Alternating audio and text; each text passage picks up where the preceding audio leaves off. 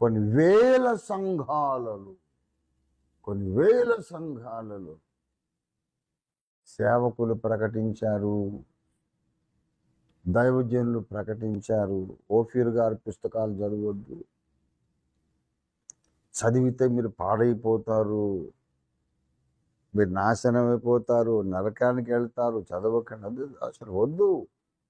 ఆ పుస్తకాలు ముట్టుకొనే వద్దు, అసలు మీరు అటువైపు చూడనే వద్దు అని నేర్పించి పెట్టారు. ఇది దేవుని చిత్తమా?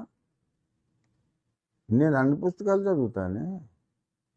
భక్త్ సింగయ్య గారు రాసిన పుస్తకాలు చదివాను, ముంగమూరు దేవదాసయ్య గారి పుస్తకాలు చదివాను,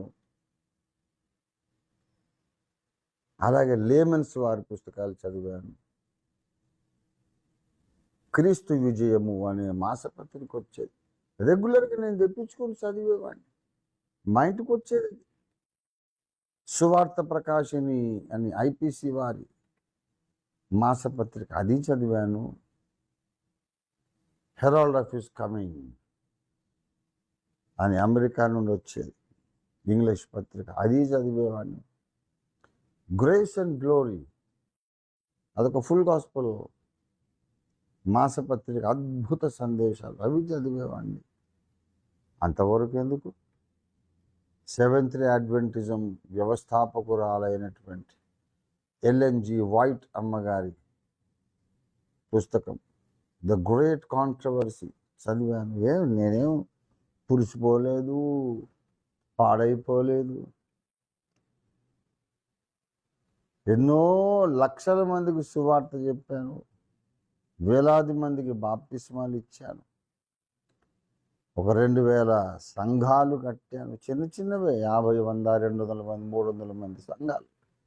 ఇంటింటో రొట్టె విరిచిరు కదా, అది ఓఫీర్ మినిస్ట్రీ సిద్ధాంతం. అందరూ ఒక దగ్గర గుమిగూడడం కాదు, ఇంట్లో పట్టేంత మంది ఉండాలి సంఘంలో. ఆ దర్శనంతో 1400 సంఘాలని మొన్నటిదాకా చెప్పుకున్నాం. తర్వాత ఇంకెన్నో కొత్త సంఘాలు ప్రారంభమని ఇప్పుడు 2000 టచ్ అయ్యి. అన్ని పుస్తకాలు నేను చదువుతాను. మరి కొంతమంది సేవకులు ఇంత ఇన్సెక్యూరిటీ ఎందుకు ఫీల్ అవుతున్నారో నాకు అగోచరం. ఇంకొకటి చెప్తే వినే బుద్ధి లేనోడు వాడి శిష్యుడు ఎలాగ అవుతాడు? అరే వినవయ్యా, జస్ట్ వినంతే. అంత బలహీన పునాది మీద కట్టబడ్డావా నీవు? వినగానే పాడైపోతావా? నీ పునాది ఏమైపోయింది? నిన్ను రక్షణలోకి నడిపించిన సేవకుడు ఏం పునాది వేశాడు? అంత బలహీన పునాది వేశాడా? జస్ట్ వినంతే.